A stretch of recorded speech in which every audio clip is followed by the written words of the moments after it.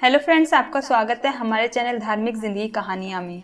आज आपके लिए लेके आई हूँ एक और कहानी जिसका नाम है त्याग की ताकत। फ्रेंड्स, अगर आप हमारे चैनल पहली बार आए हैं तो चैनल को सब्सक्राइब कीजिए और साथ में लगे बेल आइकन को भी प्रेस कीजिए ताकि हमारी कहानी सबसे पहले आप सुन सकें। कहानी पसंद आए तो लाइक और शेयर करें। आपको कहानी कैसी लगी अपनी राय कमेंट बॉक्स में दें। तो आइए कहानी शुरू करते हैं। बहुत पुरानी बात है। किसी नगर में हरीश नाम का एक नवयुवक रहता था। बेचारे के माँ बाप स्वर्ग सिधार चुके थे। गरीब होने के कारण उसके पास अपने खेत भी नहीं थे। औरों के खेतों में वे दिन भर छोटे मोटे काम करता और बदले में खाने के लिए आटा चावल ले आता।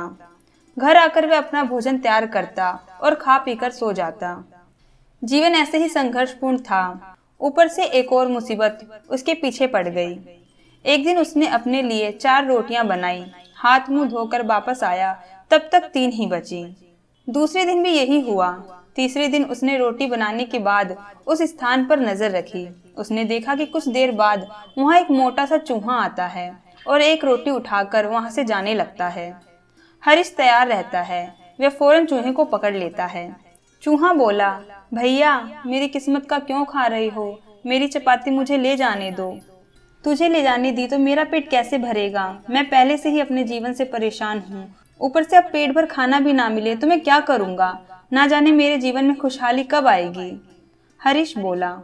इस पर चूहे ने कहा, तुम्हारे सारे सवालों का जवाब तुम्हें मतंग ऋषि दे सकते हैं। हरीश ने पूछा, कौन है वह? चूहे ने उत्तर दिया, वे एक पहुंचे हुए संत हैं। उत्तर दिशा में कई पर्वतों और नदियों को पार करके ही उनके आश्रम तक पहुंचा जा सकता है। तुम उन्हीं के पास जाओ, वही तुम्हारा उद्धार करेंगे। हरीश चूहे की बात मान गया और अगली सुबह ही खाने पीने की गठरी बांधकर आश्रम की ओर बढ़ चला। काफी दूर चलने के बाद उसे एक हवेली दिखाई दी। हरीश वहां गया और रात भर के लिए शरण मांगी। हवेली की मालकिन ने पूछा, बेटा कहाँ जा रहे हो? हरीश, मैं मतंग ऋषि के आश्रम जा रहा हूँ। मालकिन, बहुत अच्छा। उनसे मेरे एक प्रश्न का उत्तर मांगकर ले आना कि मेरी बेटी 20 साल की हो गई है। वे देखने में अत्यंत सुंदर है। उसके अंदर हर प्रकार के गुण भी विद्यमान हैं। बेचारी ने अभी तक एक शब्द भी नहीं बोला है। पूछना वे कब बोलना शुरू करेगी? और ऐसा कहते कहते मालकिन रो पड़ी। हरीश, जी आप परेशान ना हो, मैं आपका उत्तर जरूर लेकर आऊंगा। हरीश अगले दिन आगे चल पड़ा। रास्ता बहुत ज्यादा लंबा था। रास्ते में उसे बड़े बड़े बर्फीले पहाड़ मिले। उसे समझ नहीं आ रहा था कि कैसे पार करूं। समय बीत रहा था। तभी उसे एक तांत्रिक दिखाई दिया जो वहां बैठकर तपस्या कर रहा था। हरीश तांत्रिक के पास गया और उससे बोला कि मुझे मतंग ऋषि के दर्शन को जाना है, कैसे जाऊं? रास्ता तो बहुत ही परेशानी वाला लग रहा है। तांत्रिक, मैं तुम्हारा सफर आसान बना दूंगा, पर तुम्हें मेरे एक प्रश्न का उत्तर लाना होगा। हरीश, किंतु जब आप मुझे वहां पहुंचा सकते हैं तो स्वयं क्यों नहीं चले जाते? तांत्रिक, क्योंकि मैंने इस स्थान को छोड़ा तो मेरी तपस्या भंग हो जाएगी। हरीश, ठीक है, आप अपना प्रश्न बताएं। तांत्रिक, पूछना मेरी तपस्या कब सफल होगी? मुझे ज्ञान कब मिलेगा? हरीश, ठीक है, मैं इस प्रश्न का उत्तर जरूर लाऊंगा। इसके बाद तांत्रिक ने अपनी तांत्रिक विद्या से लड़के को पहाड़ पार करा दिया। अब आश्रम तक पहुंचने के लिए सिर्फ एक नदी ही पार करनी थी। हरीश इतनी विशाल नदी देखकर घबरा गया। तभी उसे नदी के किनारे एक बड़ा सा कछुआ दिखाई दिया। हरीश ने कछुए से मदद मांगी, आप मुझे अपनी पीठ पर बैठाकर नदी पार करा दीजिए। कछुए ने कहा, ठीक है। जब दोनों नदी पार कर रहे थे तो कछुए ने पूछा, कहाँ जा रहे हो? हरीश ने उत्तर दिया, मैं मतंग ऋषि से मिलने जा रहा हूँ। कछुए ने कहा, ये तो बहुत अच्छी बात है। क्या तुम मेरा एक प्रश्न उनसे पूछ सकते हो? हरीश, जी अपना प्रश्न बताइए। कछुआ, मैं एक असाधारण कछुआ हूँ जो समय आने पर ड्रैगन बन सकता है। 500 सालों से मैं इस नदी में हूँ और ड्रैगन बनने की कोशिश कर रहा हूँ। मैं ड्रैगन कब बनूंगा? बस ये पूछकर आ जाना। नदी पार करके कुछ दूर जाने पर मतंग ऋषि का आश्रम दिखाई देने लगा। आश्रम में प्रवेश करने पर शिष्यों ने हरीश का स्वागत किया। संध्या समय ऋषि ने हरीश को दर्शन दिए और बोले, पुत्र, मैं तुम्हारे किन्हीं भी 3 प्रश्नों का उत्तर दे सकता हूँ, पूछो अपने प्रश्न। हरीश असमंजस में फंस गया। कि वे अपना प्रश्न पूछे या उसकी मदद करने वाली मालकिन, तांत्रिक और कछुए का। वह अपना प्रश्न पूछना चाहता था, पर उसने सोचा कि उसे मुसीबत में मदद करने वाले लोगों का उपकार नहीं भूलना चाहिए। उसे ये नहीं भूलना चाहिए कि उसने उन लोगों से उनके प्रश्न के उत्तर लाने का वादा किया है। उसी पल उसने निश्चय किया कि वह खूब मेहनत करेगा और अपनी जिंदगी बदल लेगा। लेकिन इस समय उन तीनों लोगों की जिंदगी में बदलाव लाना जरूरी है।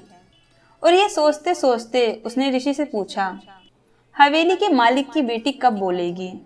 ऋषि, जैसे ही उसका विवाह होगा वह बोलना शुरू कर देगी। हरीश, तांत्रिक को मोक्ष कब प्राप्त होगा? ऋषि, जब वह अपनी तंत्र विद्या का मोह छोड़ उसे किसी और को दे देगा तब उसे ज्ञान की प्राप्ति हो जाएगी। हरीश, वह कछुआ ड्रैगन कब बनेगा? ऋषि, जिस दिन उसने अपना कवच उतार दिया वह ड्रैगन बन जाएगा। हरीश ऋषि से उत्तर जानकर बहुत प्रसन्न था। अगली सुबह वह ऋषि के चरण स्पर्श कर वहां से प्रस्थान कर गया।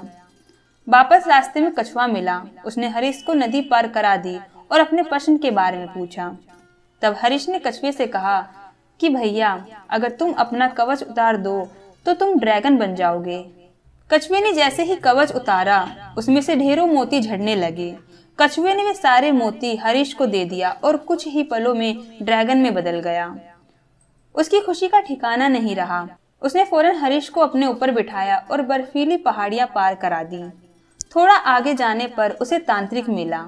हरीश ने उसे ऋषि की बात बता दी कि जब आप अपनी तांत्रिक विद्या किसी और को दे देंगे तो आपको ज्ञान की प्राप्ति हो जाएगी। तांत्रिक बोला, अब मैं कहाँ किसे ढूंढने जाऊं? ऐसा करो, तुम ही मेरी विद्या ले लो।